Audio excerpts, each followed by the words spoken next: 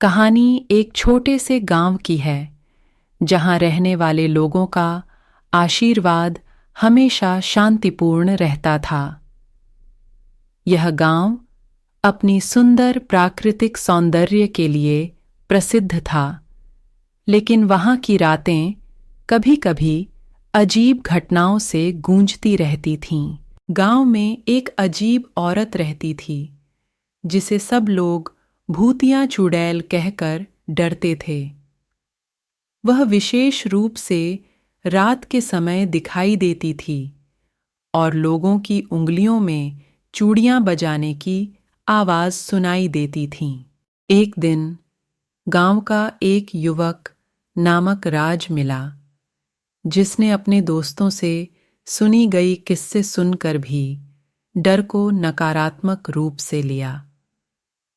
वह निश्चित था कि उसकी नज़रों में सच्चाई है और यह सब केवल एक दिलचस्प कथा है। राज ने रात के समय एकांत स्थान पर खड़ा होकर इंतजार करने का निर्णय किया।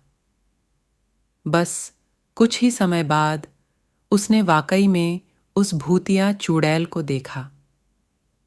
चुड़ैल का रूप बदल रहा था और वह राज के पास आकर बोली, तुम मेरे सामने क्यों खड़े हो? राज ने अपने आत्मविश्वास के साथ उत्तर दिया, मैं तुमसे डरने वाला नहीं हूं। क्या तुम वाकई भूतिया हो? चुड़ैल ने हंसते हुए कहा, नहीं, मैं एक सामान्य औरत हूं जो लोगों को डराने के लिए इस रूप में बदल जाती हूं।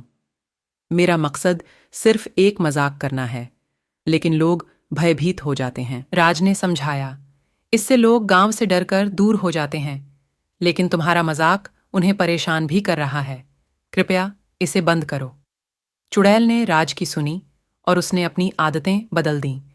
गांव के लोगों ने उसे सामान्य औरत के रूप में स्वीकार किया और उसके साथ मित्रता बढ़ाई। इसके बाद से गांव में शांति और खुशियां बढ़ गईं। बच्चों, इस कहानी से हमें यह सीख मिलती है, कभी भी हमें किसी भी व्यक्ति को डराना नहीं चाहिए।